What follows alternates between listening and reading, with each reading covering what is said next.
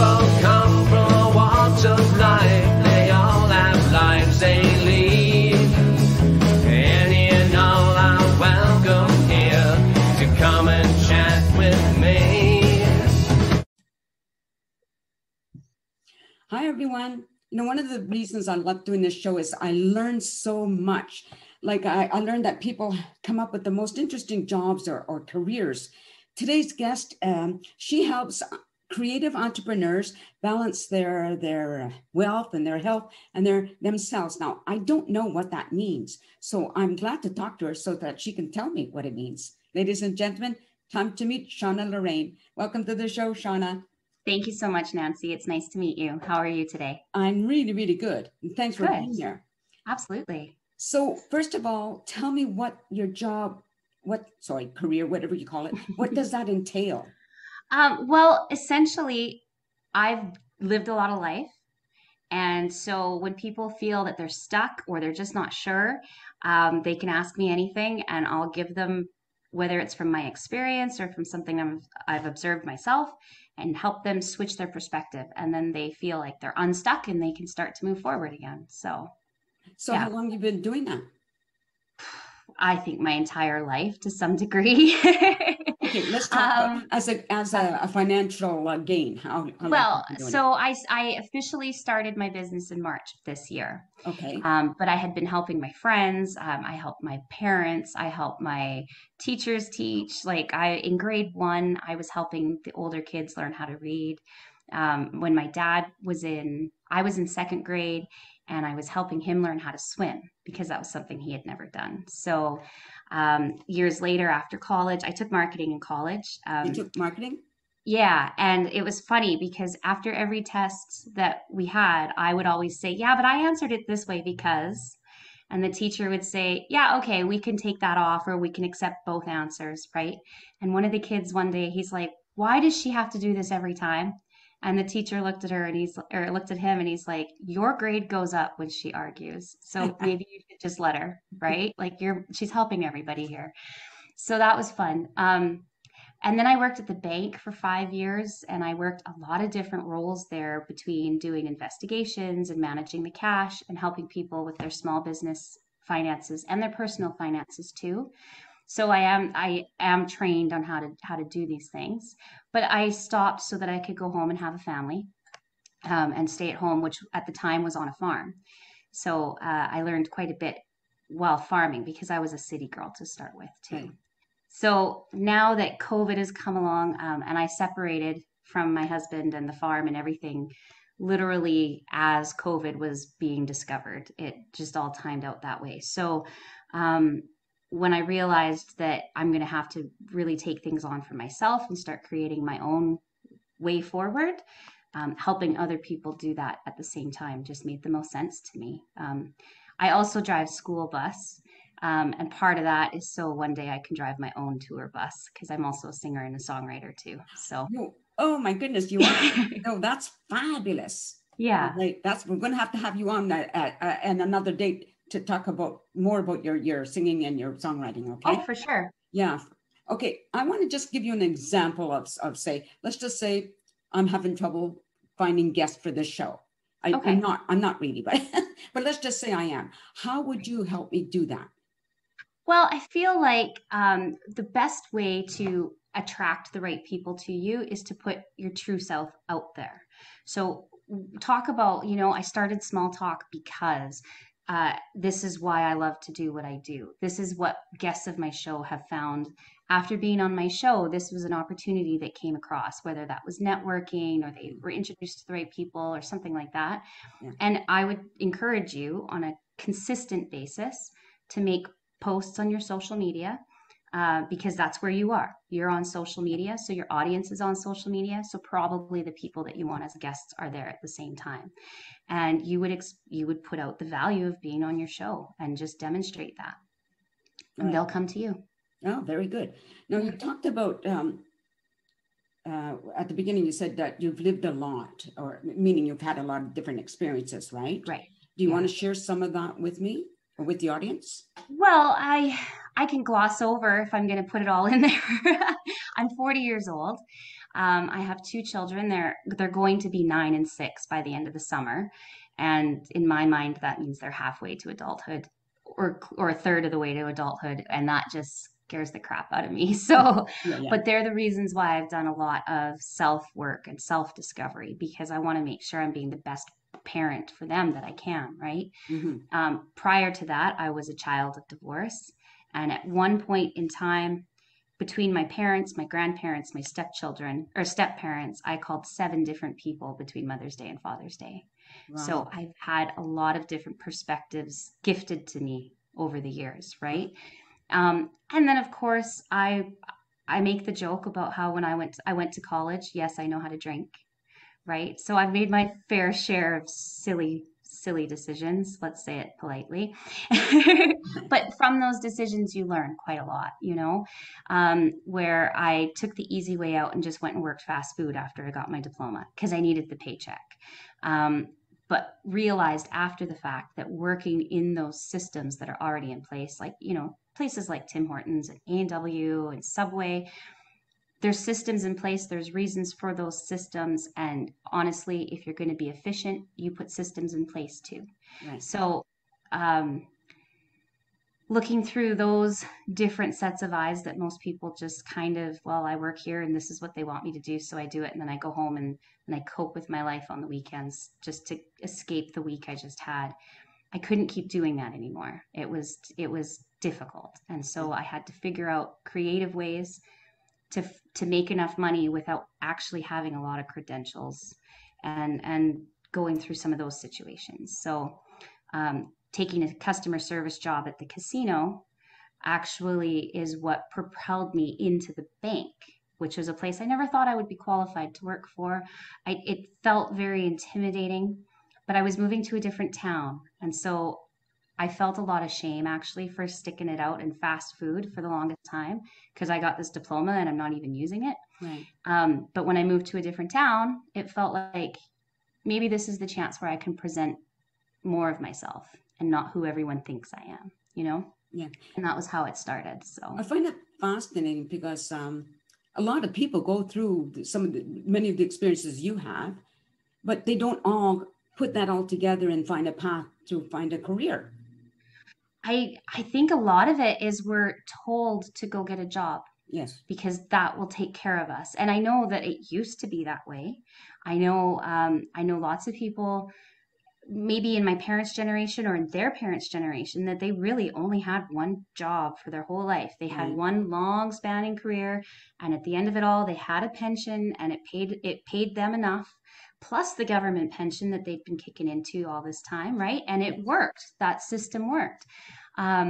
But it didn't really account for inflation. It didn't account for what happened to our economy when credit got introduced and how easy it was to start spending money that you haven't even earned yet, right?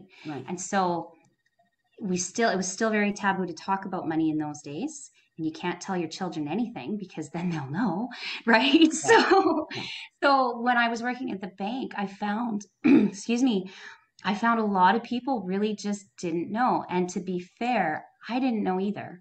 When I was in college, Visa phoned me and said, "Hey, you're a new student." Like, I think I entered my name into a draw or something. Right. "You're a new student. Do you want a credit card?"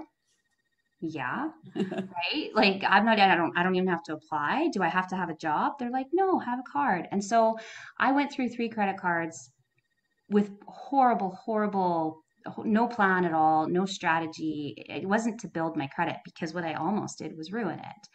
And so I realized, again, this was when I was back at the casino and now I was making tip money. Mm-hmm. If I live on less, I can pay that debt off. I can clear off those obligations and I can rebuild my credit. And it took some time, but I did it. I cleared off collection accounts. I paid everything in full. And that's the number one thing I will tell you is if you can avoid it, don't settle your debt because it doesn't actually repair your credit. Right. So if it takes an extra year to pay it off in full, do it because once it's paid in full, your credit is restored. Right. Which is beautiful, right? Yeah. So I restored my own credit to the point where the bank said, "You know what? If you want to go buy a new car, we'll give you $40,000 unsecured line of credit. Go buy your car." So it's totally possible, but I had to go through that difficulty to understand the stress of it, to understand the necessity of dealing with the problem and facing it head on, you know? Yeah. So that is something that I've been encouraging people to do, helping them do the math, because I love math. I love spreadsheets. I'm such a weirdo that way. but they're effective tools. And so if you know how to use them, it will do the math for you. It will give you a strategy. It will give you a plan. And then you just do that thing until it's done, you know? Very good. Yeah. So Now, prior to COVID, were you meeting people in person to help them? well, back in my banking days, I was meeting them in person. But now, because I didn't really establish myself until March of 21. Okay, So right. this is post COVID. So I'm meeting people who are in the States and Canada. I haven't gone international yet, although I've answered some questions. And part of that is because the monetary systems are not the same in every country. Yes. Canada and the US are similar and yet still different. Right. So if you're aware of what the equivalencies are, or what the sames and the differences are, then you can still have a productive conversation. The fundamentals are the same, right? You want to build an emergency fund and pay your debt off at the same time, stuff like that. But if I was trying to talk to somebody, say in Jerusalem, it's an entirely different conversation over there. So I can't help everybody in the world, but I can still help them flip their perspective a little bit. Right. Very good. Now, I believe you have a website? I think you do, right? I'm in the process of building my website Sure. still because I'm trying to do it all myself, right? Yes. So most of the time right now, people reach out to me on Facebook or Instagram, and that's Shawna Lorraine. Or Shawna on Lorraine Instagram, on it's Facebook. the And it's the Shawna same. Lorraine. Pardon? Yeah. On Instagram, it's the Shawna Lorraine. The Shawna Lorraine. Yeah. And Facebook is Shawna Lorraine. That's how, That's right. I don't know how we connected, but that's where we connected, was on Facebook, which is really good, right? Yeah. Actually, it was one of my songwriter friends. And I'm trying to remember his name right now. I can see his face, but I have a lot of people. So Yeah, I'm getting that. yeah, he put a shout out for you, and I was like, oh, I want to see what she's up to. So yeah. I do this because, well, first of all, I love Zoom. It means I can reach people anywhere, no matter Right. where they are in the world, as long as I can figure out the time difference. Even though you're only in Alberta, but I managed to mix up that time this morning. That's okay. Is it Monday? I think it's Monday, Yes, so it we're going to is. blame that. Yes, it is. And yet, if I'm going to talk to my son who's in China, it's tomorrow there. Oh, wow. So Yeah. that's all kind of fascinating. But I think for what you're doing, Zoom or that type of way of reaching people is such a wonderful tool. Absolutely. I mean, what I've noticed the most with Zoom is you don't have to commute anymore. Yeah. Right? You click the button, you sit down, like I'm in my space right now. Yeah. I'm visiting and chatting with you.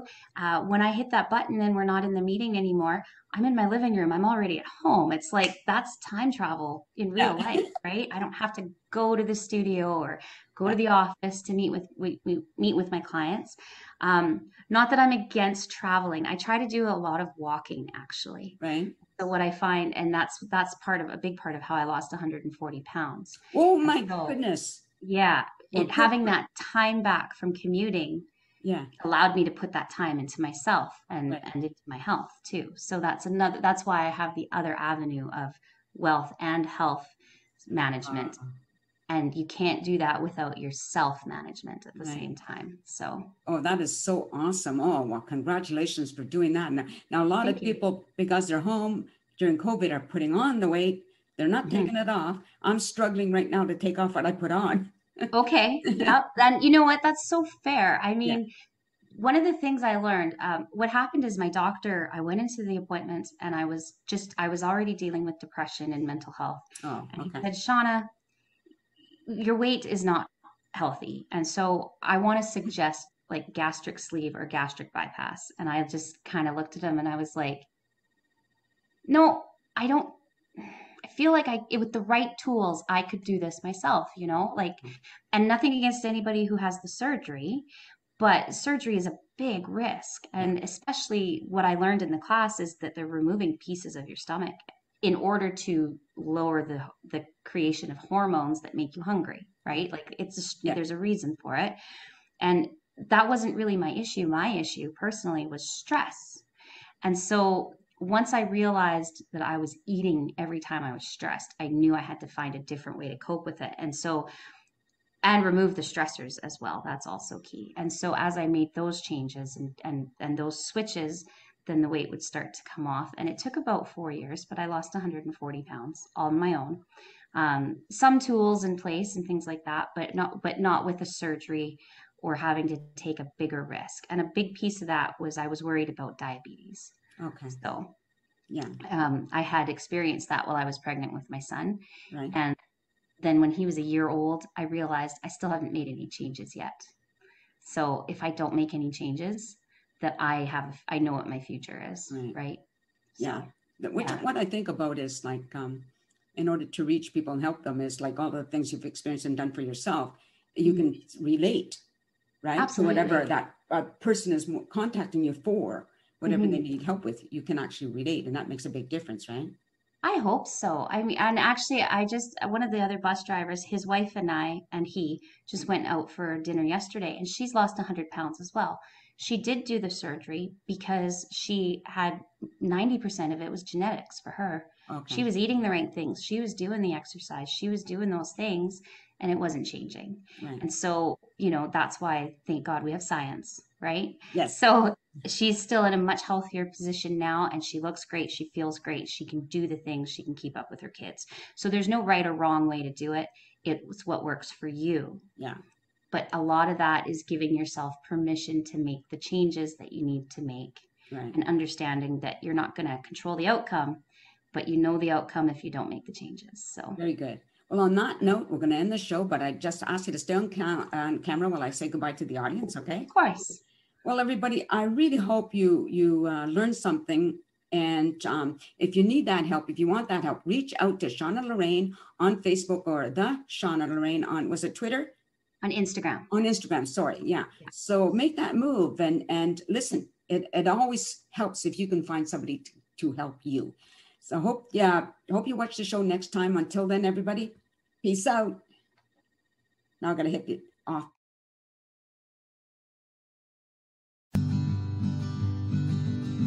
A sense of community, Chilliwack's a place to be. A sense of community where you're free. Rolling through the mountains, rolling through the valley, rolling through paradise with me. It's multicultural, you're sure to see it all. Chilliwack's the place to be, you'll see. Come party in the park, go dancing after dark. Chilliwack's the place to be, you'll see.